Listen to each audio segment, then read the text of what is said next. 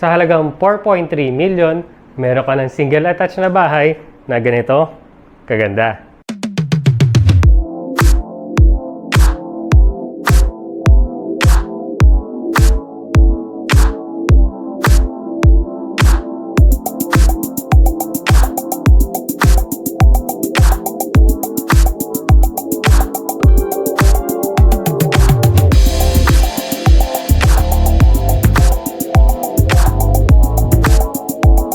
My name is Justin Spalenbergo and welcome to another home tour.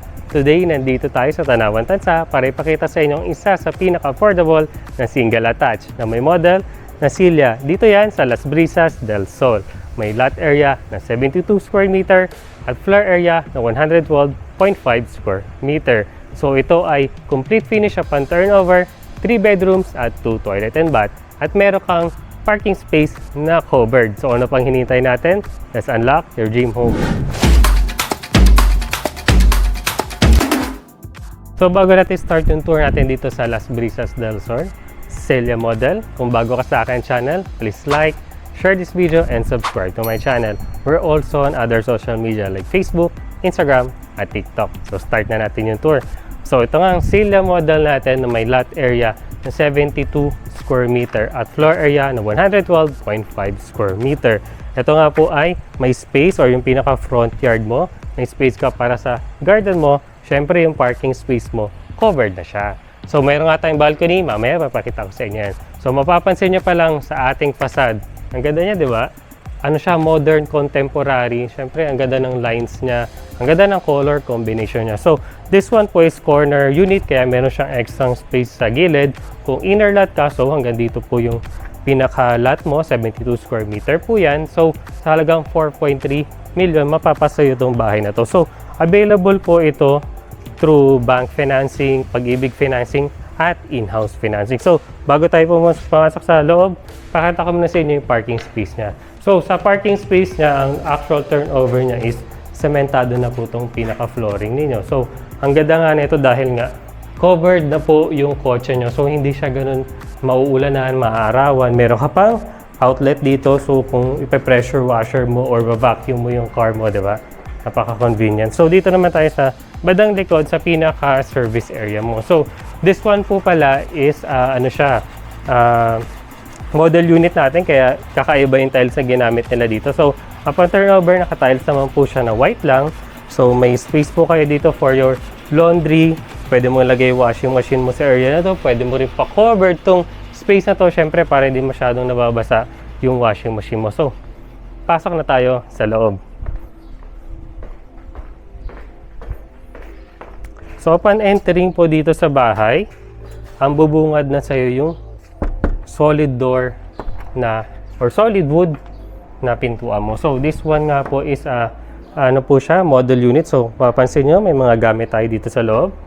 Yan. So, at least may idea na kayo kung ano yung itsura niya pag turn over na siya sa inyo. So, ang actual turnover niya, naka-tiles po tayo. Nakatulad din ito, white tiles din po siya na 60 by 60 at ang lahat ng walls niya po is painted. So, tatanggalin mo na lang itong design nila dito sa ceiling. So, ayun yung pinaka-actual turnover niya. So, papansin nyo nga, aluwag ng pinaka-living space niya sa area na to. Pwede mo ditong ilagay yung pinaka-TV mo. Yan. So, dito mo pwedeng ilagay yung TV mo or pwede mo lagyan syempre ng storage space sa likod or sa baba nitong pinaka-staircase mo. So, ganda ng pinaka-living space niya. Pa-L-type siya. Mamaya, puntahan natin ang kitchen. Puntahan muna natin itong may maliit tayo dito parang office space na pwede mong gawin or pwede mong gawin itong storage. Itong area na to, maliit lang naman siya. So, ito naman yung space na to. Nalagyan lang nila ng wallpaper pero upon turnover, white po siya. Siyempre, meron ka dito, toilet and bath. So, ito po yung first toilet and bath natin sa sa bahay na to. So, ang turnover niya po is white lang po yung tiles niya and then almost the same lang din naman yung mga ginamit nila na accessory. So, meron kang shower space na maliit. Tapos, ang pinaka-pintuan nila dito sa labas is PVC na po. So, diba? Okay na okay siya kung may gusto kang gawin sa area na yon. So, dito naman po tayo sa dining space natin. So, ang ganda ng dining space nila, malaki. May 6-seater tayo dito na table. na kahoy na malaki talaga siya. So, pwede mong gayahin to or mas maliit kung onti lang kayo sa bahay. Ang ganda niya. So, pwede mong gayahin to. Naka-chandelier sila sa area na yun. So, this one naman, yung pinaka-kitchen mo. Sa kitchen po dito, upon turnover, naka-tiles na po yung pinaka-countertop nyo. Naka-stainless steel sink na tayo at may cabinet po siya sa baba. So, itong cabinet sa taas di siya kasama. So, pwede mong gayahin to. Magpalagay ka ng maraming modular cabinet sa area na to. Siyempre, dito mo lalagay yung pinaka-cooktop mo. At meron tayong pintuan dito doon papunta sa service area na pinuntahan natin kanina, yung pinaka-laundry space. So, diba ang ganda niya? Pag park mo ng kotse, hindi ka na kailangan dumaan dito sa iyong living space para kung may binili kang isda, diba? Siyempre, tumutulo yun. Pwede ka na lang umikot papunta dito, diba? So, ang ganda ng pagka-design ng bahay. So, dito naman tayo sa ating staircase. So, sa staircase natin, upon turnover, naka-tiles naman po siya. Buhos po yung pinakahagdan niya. At syempre, mapapansin nyo, meron kang napakalaking bintana dito sa staircase. So, maliwanag yung pinaka-staircase mo. Akit na tayo sa taas.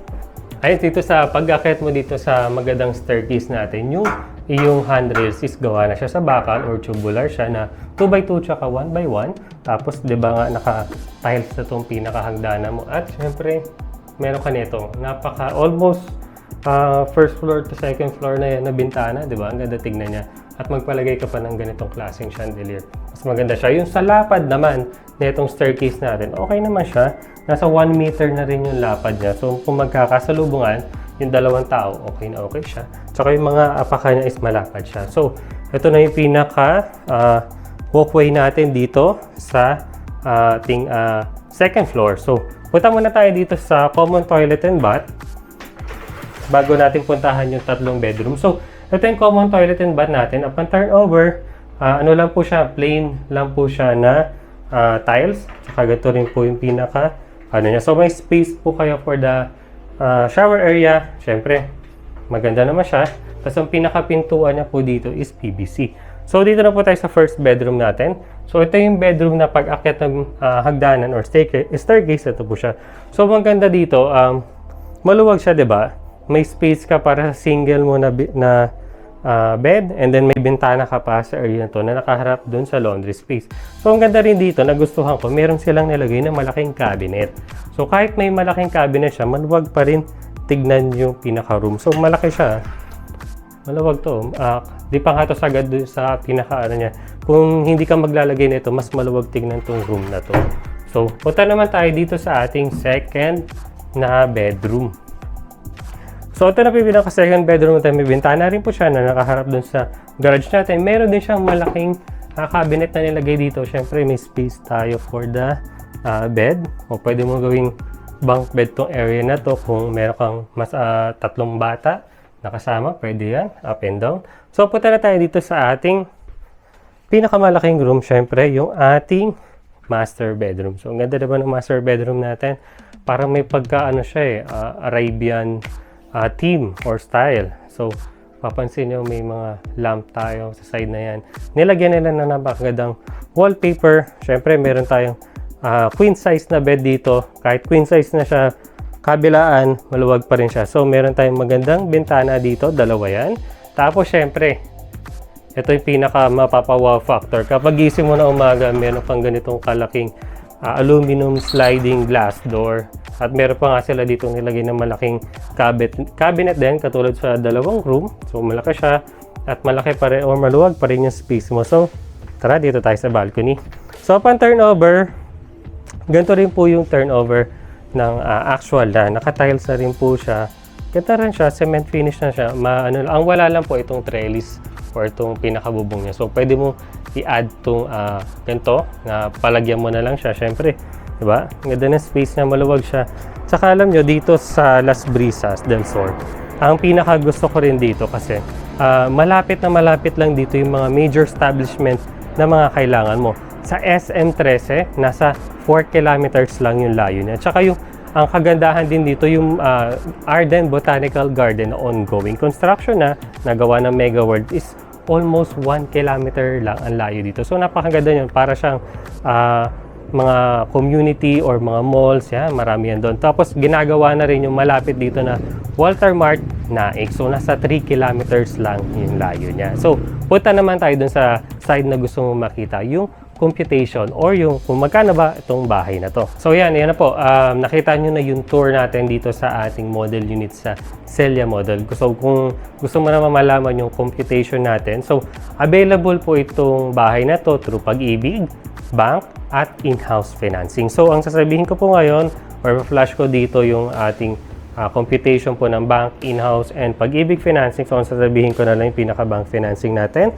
Ang pinaka-total contract price po ng bahay na to is 4,337 po and 472 pesos. And then sa down payment naman po is 433,742 pesos po. Payable po siya ng pwedeng 12 months or 18 months. Kaya less din ang reservation fee natin na 25,000 po. So kung 18 months to pay po yung pinaka-down payment mo, that is 22,708 po. And then ang ilo-loan natin sa bank is 3,903,724.80. And then syempre sa ating monthly amortization sa bangko sa 20 years po na maximum is 35,123 po monthly. So ang gross income niya po or ang required gross income mo kung magbabank financing ka is 118,000 po. Dapat ang income mo monthly. Meron din tayo syempre Pag-ibig financing. Ang required income naman doon is 75,000 pesos lang po. At meron tayong in-house financing po. So, yun na po, naka-flash na po yun dito sa screen ninyo. Pwede nyo screenshot yan and then send mo sa akin. Mag-inquire ka na sa akin ang ating Facebook page po or ating Facebook messengers. Nandiyan lang po sa description. Kiklik mo lang po yan. So, dito na po. Ito na po yung pinaka-sample computation natin. Yan. So, dito na magtatapos yung napakagandang tour natin dito sa Celia Model at Las Brisas del Sol. So, kung interested ka sa napakagandang property na to, you can contact us on our Facebook page. And if you like this video, please leave a like, share this video, and subscribe to my channel.